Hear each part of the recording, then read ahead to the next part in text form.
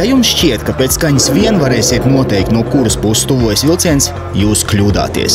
Par to varēja pārliecināties ik viens apmeklējot starptautiskajai drošas dzelzceļa šķērsošanas dienai veltīto pasākumu, kur bija iespēja pārbaudīt savu reakciju uz īpaša skaņas simulātoru. Katram dalībniekam pēc skaņas bija jānosaka, no kuras puses tuvojas vilciens. Как вы думаете, сколько раз вы угадали? Ну, может, 11 раз. 11 раз? Ну, вроде как. Я так наобум сказал. Ага. 3 раза не хотели? Ну, слава богу, хоть так еще. Вы знаете, сколько раз вас сбили? 25 раз. О, значит, у меня со слухом совсем плохо. Šogad drošā dzelzceļa šķērsošanas diena bija veltīta senioriem. Tā ir īpaša riska grupa, jo novecojot cilvēkam samazinās dzirdes un redzes asums. Pasākuma laikā ik viens apmeklētājs varēja bez maksas pārbaudīt savu dzirdi un redzi un tikt pie speciālistu konsultācijas. Pasākuma laikā tika veiktas teju 450 redzes, dzirdes un reakcijas ekspresa pārbaudes. Nepieklibotā redze tā? Mazliet. Visumā esmu apmierināta. Bet vilcienu redzēsiet par kapā? Obligāti.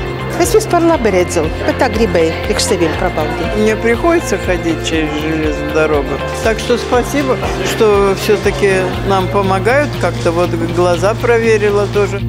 Seniori ir prātīgākā sabiedrības daļa, kura lieki likteni neizaicinās. Tāds ir valdošais uzskats. Tomēr statistika ir nepielūdzama. Pēdējo gadu laikā negadījumu skaits uz dzelzceļa, kuros cietuši seniori, ir pieaudzis. Поезда вообще боитесь? Поезда? Ну, конечно, страшно. Зачем же тут? Это же ужасно. Что? Опасная штука? Ну, конечно, опасно. Это ж котлета будет. Не дай бог. Paralēli senioru ekspresa pārbaudēm Dzelzceļa muzejā noritēja drošības jautājumiem veltīta starptautiska konference, kurā piedalījās eksperti un dzelzceļa kompāniju pārstāvi no 15 valstīm. Konferences mērķis – dalīties pieredzē, lai līdz minimumam samazinātu negadījumu skaitu uz dzelzceļa.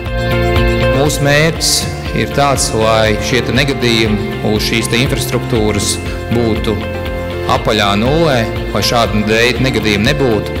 Tas ir gan varbūt tās nedaudz jums skan utopisks, bet uz to mums jātiecās ir. Viens ir, protams, ieguldīt dzelzceļa infrastruktūrā, dzelzceļa infrastruktūras drošībā, bet otrs ir arī skaidrot, ko nozīmē drošums, ko nozīmē uzvesties droši līdzās dzelzceļam.